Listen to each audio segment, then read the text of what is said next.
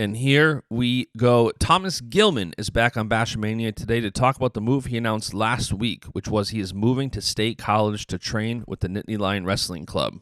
Now, if you haven't listened to his story, check out episode 28 of the podcast that we did back in early January, where we talk about the Thomas Gilman story. Today, though, this is one of those recent event episode formats of the podcast where I was just super intrigued by the news like so many others and wanted to have a conversation about it. As I've promised to do since episode 1 of this podcast, my goal has been and is to bring some of the conversations I'm blessed with having to wrestling fans across the country and even the world, really. And I'm thankful for this platform, which allows me to have even more of these conversations. This isn't about me, though, so let's grab Gilman. It's Baschamania! Let me tell you something, brother. He gave us everything he had in him tonight. What you gonna do when Baschamania runs wild? Oh, it's gonna be a good one. And business just picked up here on the podcast. Oh, yeah. TP Gilman, how are you, man? Doing well. How are you? I'm doing good. Busy weekend for you, and I don't want to take up too much of your time, and I know you're doing some other interviews, and I don't want to reiterate what everyone else is kind of talking to you about. I want to take a more kind of business and brand approach to this move, and the first topic that kind of was a surprise to me, I saw Piles mention something on Flow last week when they were talking about it that, you know, somebody's texting him like, where's Nittany Lion Wrestling Club getting all this money from to get all these guys? And I saw some people on Twitter like, oh, money talks. And it's funny because that was the last thing I thought about with the news that you were going over there. What is your reaction to the financial conversation around this? I think that people don't know what they're talking about. And if they don't know the details, they don't know what they're talking about, then they should shut their mouth. Yeah. I'll say that going to the Nittany Lion Wrestling Club is pretty parallel move for me. You know, I'm not going to get into the details, but I'm not making any more money than I was here at the Hawkeye Wrestling Club. We'll say that. You know, Yeah. there are multiple other places I could have gone to make a hell of a lot more money. Yep. You know, there are a lot of programs that have a lot of money, but for me, it's never been about the money. You know, I came to the University of Iowa and I shared a scholarship with Corey Clark. You know, it was never about the money, and half a scholarship is pretty good too, but Yep. I'll do anything to win the worlds and be an Olympic champion. So it's never been about the money, and money talks, I guess, but when you've been doing this since you're 5 and 6 years old, money is irrelevant because I'm so far in debt in that sense, and I put my parents in debt, Right. and so money is irrelevant in the sport. You know, if I was looking to make money, I'd go to the UFC or do something like Cejudo's doing and do that kind of crazy stuff. Yeah, and going from a topic that I was kind of surprised that got brought up, and then I'm surprised this one's not brought up more, but I know your fiance's family is from PA, and I know when Snyder, I had a talk with him the last time I was down in State College, and he was talking to me about the importance of his wife and schooling, what she wanted to do. What was the impact of your fiance's family being in PA having on this? It's one of many factors, right? I think a lot of people are using that as maybe a cop out. Yep. In the sense of, oh well, she's from PA. That's just what they want to do. They're no better. It's just that's where they want to be because of her. That's just one aspect of this decision. Yep. And that's not a knock on anybody. It's just, you know, not a knock on her either. You know, I had an option to go to Arizona State. You know, and that would have been with Perry, and that would have been a long way from Pennsylvania. So, Right. But you got to balance all the aspects, not just the family, not just the coaching, not just the partners. You got to lay it out on a spreadsheet and figure out what's the best move logically, not just emotionally, because that'd be a pretty emotional decision just to go to Right. Nittany Lion Wrestling Club just because of family. Yep. You know, I'm moving away from my family. You know how, Sure. you know, you got to balance that aspect too. So it was a deciding factor, but it wasn't the deciding factor. Let's just say that. For sure. And it's funny watching the mixed reaction from Iowa fans. I mean, you have I'm seeing a lot of level-headed fans that are like, hey, you're a Hawkeye. You've been a Hawkeye. You'll always be a Hawkeye. Thanks for what you did at Iowa. And then, of course, you have the less level-headed, emotional people who say, you're a traitor, you're this, you're that. You said comments about Snyder and Miocic. And what's your kind of response to all that?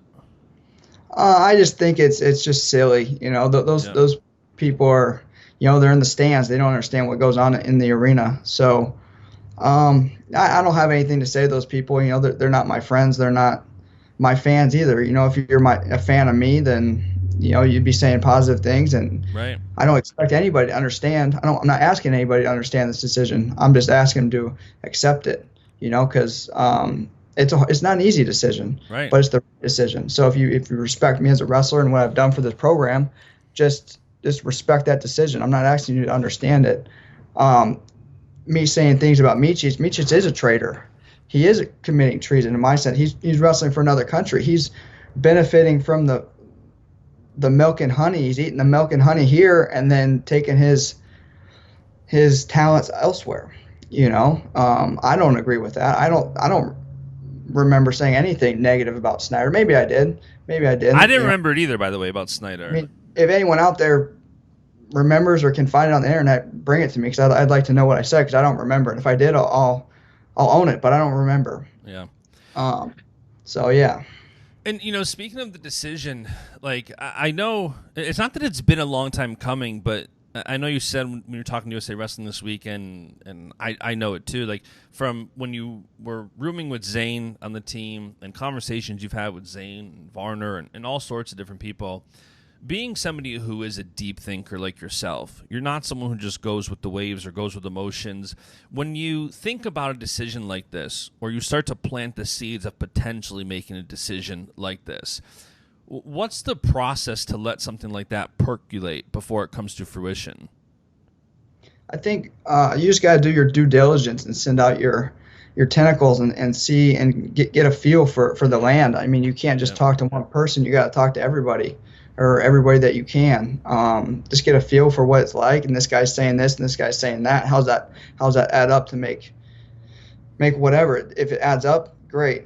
If not, then maybe it's not the right decision. So I just did my due diligence, and obviously, I talked to Kale, I talked to Zane, we're close, I talked to David, but I'm not talking to just those guys. I'm talking to people elsewhere too, because Mark, sure, he was going to Arizona State, and that was hard. Like I would never, my imagination, think I was going to go to Arizona State, but I gave it a feel because that's where Perry was going, and that was an emotional pull, and so I threw out some feelers there too, and I just didn't, nothing against their program, right? I just didn't get the right 2 and 2 wasn't adding up to 4 in certain aspects to say that, and so you just got to do your due diligence, and you can't, and you're going to get emotional. It's an emotional process, but you got to kind of, when you get too emotional, you got to just take a step back and go to bed and wake up in the morning and look at the data. And I know a lot of people saw the Perry news, and then the next day they saw your news, and they assumed it was a direct correlation. And obviously there's some correlation, like Perry leaves, and now that kind of, I'm assuming it kind of fast-tracked your plans. Is that right? No, nothing. If it was an emotional decision, that it would have fast-tracked things, like, oh, Perry's gone, I got to get out. Sure. But nothing was pushing me out. Nothing's pushing me out. I could have stayed. I could have went. I mean, I could have left in 17. I could have left, and nothing was pushing me out. Sure. So if something was pushing me out, then yeah, it would have fast tracked things. But I think that things just kind of added up for him, and things added up for me, and at the right time, right? Yeah. Whatever that means. I don't know if there's a right way to go. Well, obviously the process is done, right? Yeah. I'm on my way out, on my way to somewhere else, but I don't know if there was a right way to go about it. I wrestled with this for weeks. I don't know. I didn't know. Do I go to Tom first? Yeah. Am I going behind his back? Am I whatever? But I knew if I went to Tom, I would be. It would just be too emotional, right? And then it would cloud my judgment and whatever. And Tom and I have had conversations about me moving forward. At some point, maybe he told me, like, sometimes you got to leave, and I took that hard at first. Like, I don't want to leave. Like, I'm a Hawkeye, but as things kind of come to be, I understood what he meant. And, after 2020, there's going to be a decision of if I was staying or going, or if I want to get into coaching. If I was going to get into coaching, would there be a spot here at Iowa for me? If not, I'd probably have to leave anyways to find a spot. I'm not going to just kind of wait around and suck my thumb and wait for Tom to make a position for me, because that's not the kind of guy I am. I'm going to make my own path. Yeah. And then I can come back if I want, or if they want me, which I know they want me. So I don't know where we started there, but yeah. Yeah, it makes sense. And it's funny, too. You've started to really work on your personal brand over the past 3 months. I mean, you're on social media now. We launched your website a couple months ago.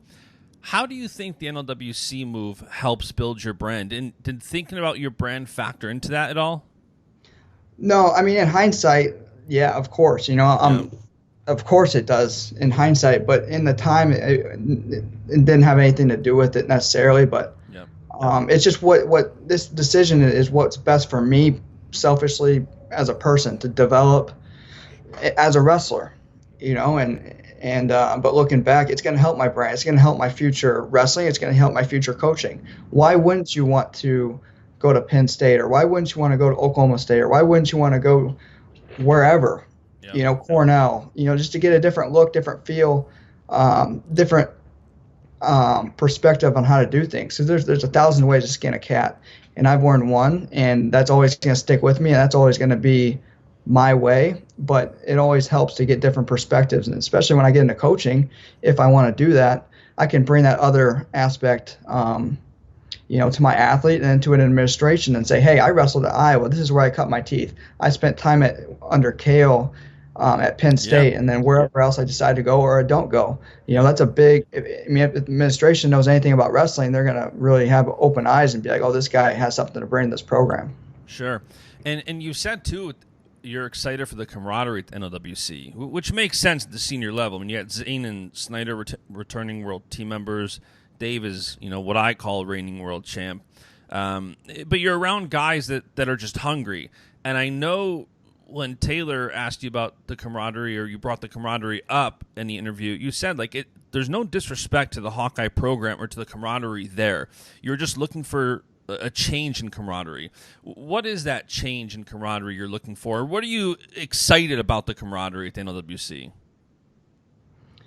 Just you got multiple guys looking to do the same thing, and when you got that many guys going the same direction, wanting to be Olympic champions, that elevates the level of the room. That elevates not only the wrestling, but also the level of thinking, just the mentality. There's no, I'm not there yet, right? There might be an undercurrent, right? But I don't sense an undercurrent there. And I'm not saying that there's an undercurrent here, but when you got guys that are they're just trained to train and training to be workout partners, and then you're trying to represent the nation and be the best in the world, it's hard. It's hard to do it by yourself. And I'm not saying that I was doing it by myself, but that's how I felt. A lot of the time it was Perry and I, and we're doing it kind of together, and we, I just didn't have that sense of camaraderie with the guys in the trenches. I had a general, I had a leader, but I didn't have those guys in the trenches that I was willing to die for necessarily. Yep. And, it's funny. This move is obviously about you, and many are rightfully making it about you. But it impacts so many others, too. When you talk about your influence and your impact on others, I think it's huge. I listened to Jordan Burroughs kind of talk about RTCs, and I'll get into that in a second. But, he said, he really appreciates his conversations with you. As I know Zane and Dave have told me, and others, there's nobody who I don't think appreciates you. And I think you are somebody who has an influence on others and impacts others. And already you talk about impacting a guy like RBY at Penn State, where right away he's tweeting out, looks like I found my new best friend, right? There's a level of excitement there. What does it mean to you to be able to start to impact even more people now as you kind of venture outside of that Iowa room? Yeah, I'm really excited because this is it's a fresh opportunity for me. These guys are fresh. They're going to be excited. They want to learn from me, but they also don't have to. They can also just go tell me to, screw off. These guys here at Iowa, they respected me kind of because they had to, in a way, and they did because they wanted to. But it's just a different dynamic. 'Cause I'm the new guy coming in, so it might be fresh, it might be cool, but also they might keep me at a distance for a while, and that's exciting for me too. I got to earn my respect and earn their earn their trust, and I'm excited to get my hands on these young guys and see what they can do for me and what I can do for them, because I bring this up all the time. These RTCs, they help the colleges, but you know what, the colleges do a lot to help the RTCs. Yeah. It's not a one-way street, and it really irritates me a lot that college coaches and donors, they're always talking about this one-way street. How Gilman, are you going to help the college? Right. I mean, I don't have to answer that question. I wouldn't be here if I had to answer that question. How is the college going to help me? Right. It's a two-way street, right? So I'm excited for those guys to help me. They're going to make me better. They're young, they're hungry. They probably want to prove something, to me and everybody else. But yeah, I'm excited to help them too.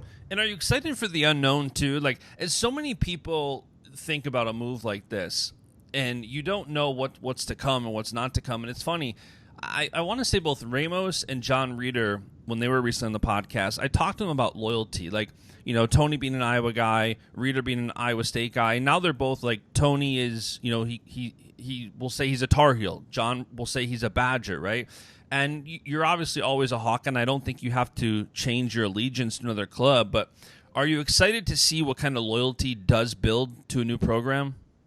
Yeah, that's definitely exciting. The topic of loyalty and trading, it's an interesting and touchy subject for a lot of people, because I think people throw out these terms and are not sure what exactly they're talking about or what they're saying. I know dictionaries aren't really a thing anymore, but you can get on the internet and search these topics for you guys that are just throwing around these terms. And I'm loyal to Thomas Gilman. Yep. First and foremost, I'm loyal to myself and my family, and my ideologies and my principles. And moving forward, then I'm loyal to the program, wherever that is. Just because I left Iowa doesn't mean I wasn't loyal the whole time. If I stayed at Iowa and I was doing undermining kind of current and supporting Penn State as like a mole, then that would be disloyal. That would be a traitor. But I'm not cutting my ties, but I'm moving on. And there's no undercurrent. I'm not undermining anything. I'm moving on, and now I'll be loyal to the Nittany Lion Wrestling Club in Penn State, because that's the program that I'm at. So, yeah. Yeah, and Burroughs had said that, like, people throw out this term loyalty, like, after a certain time, if it's not benefiting you, it's not loyalty. It's almost ignorance to a degree. Like, you're staying somewhere that's not beneficial. And, speaking of Burroughs, like on that podcast he put out, he was talking about how things have changed since he came out of college, and how you and Snyder are really the pioneers in this free agency landscape. And, I've been kind of thinking about that this morning, about how tough of a decision this is for you. You can sense there was no undercurrent, as you say. You can sense there's no bad blood. You can sense what a hard decision this is to make. And I'm curious, if there's people listening to this who are facing a tough decision of any kind, what would be your advice to them in making that decision? Don't make it emotional. It's impossible to take the emotions out of it, but you have to be logical and make the decision with your mind and not your heart. And sometimes you got to follow your gut, but not your first gut instinct, because sometimes we're like, oh, this is right, and we do it, and then it was just all based on emotion. Try and take the emotion out of it as much as possible. I write a lot of notes. I break it down into spreadsheets. I make it very black and white. This is the pro, this is the con. Compare that to another situation or program or whatever you have moving forward. Yep. So just try and be logical about it, and don't use your heart, use your mind. And when you do something like that and you make a spreadsheet, like whether it's pros and cons style spreadsheets, whether it's just kind of writing, like I'm the same way with, I write a lot of notes just because I need to get my thoughts out and read them as I'm writing them. And I'm curious, like, as you work on a decision like this, is it a wrestling, like, I should go, I shouldn't go, or is it a slowly building your case to yourself why you should? I think it's a slow build-up, because there's a lot of things going through your mind, and sometimes you just got to take a break. I remember talking to my fiance. She's like, yo, you need to call this person, or you need to make this call. Like, let's just get over with. Right. Let's figure out, like, let's get more data or whatever. I'm like, I can't. I'm too wrapped up in it. I did what I can today. I'm taking a break. I need to go work out. I need to go for a walk. I need to, blow up my lungs and try to kill myself for about 45, 30, hour, and then take it again later. But it's a slow process because you don't want to rush it because then it's too emotional or you're tired and you just don't know what you're thinking. Anyone that's been through school understands that if you try to do all the work, if you try to cram for a test, you're not going to do very good. If you try to get all your homework done super, super fast, you're going to be exhausted. You're not going to be able to think straight. So that's kind of the same way I think about it. Yeah, it makes sense. And last thing here before I let you go, you have this move now to Penn State. Like, have you started coordinating all that and dealing with the move? And you even you got to move chickens out there. I know. At first I was like, maybe I'll just wring their necks and I'll get new chickens. But then I'm like, no, those are my girls. They gotta come with me. And then I told my fiance that we'll leave the dogs but take the chickens because that'd be easy. And she wanted to kill me, but. So I got a hold of the realtor here in Iowa, and he's coming over today to talk and figure out what we can do with this place, and then I actually talked to the realtor in State College area right before we got on here and trying to get a feel for what it's like out there, give him what I'm looking for and how far I'm willing or not willing to drive, or because there's a lot of things we need. We need a backyard, for those dogs and those chickens. I need somewhere to keep the chickens. But if the chickens, Melissa's parents are down the road, they can take care of them too. But yeah, I mean, it's just kind of right now it's getting our ducks in a row and just getting all the logistics straight. And I'm excited for it as not just a Thomas Gilman guy, but as a Penn State and Nittany Lion fan. Kale became a client of mine when I started my agency back in 2008, and when he moved to Penn State, that's when we were able to really develop a friendship. And I love as guys come to State College. I'm excited for you to come to State College because now I can drive a couple hours, and when I'm down there, dude, there's some money coffee shops down there. We'll definitely have to go visit some of them. Yeah, I'm excited for that. That'd be bomb. Yeah, it's going to be good. Well, listen, man, anything else you got for me here before I let you go? No, just thanks for everything. Thanks for the website, set me up with that, and the podcast, get my word out there. I really appreciate it. Always a pleasure, and I'm sure it won't be the last time you're on. So thanks, my man, and we'll talk soon. Sounds good. Appreciate it. See ya. And that is it for today's episode. Thank you so much for tuning in. I hope you enjoyed this conversation as much as I did. If you did enjoy this episode of the podcast, be sure to leave a 5-star rating review on Apple Podcasts, and be sure to subscribe so you don't miss out on more episodes. As always, if you've got feedback on this episode, send it to me. Hit me up on Twitter, Instagram, email, the website, you name it. I'd love to hear from you guys. And the beat goes on.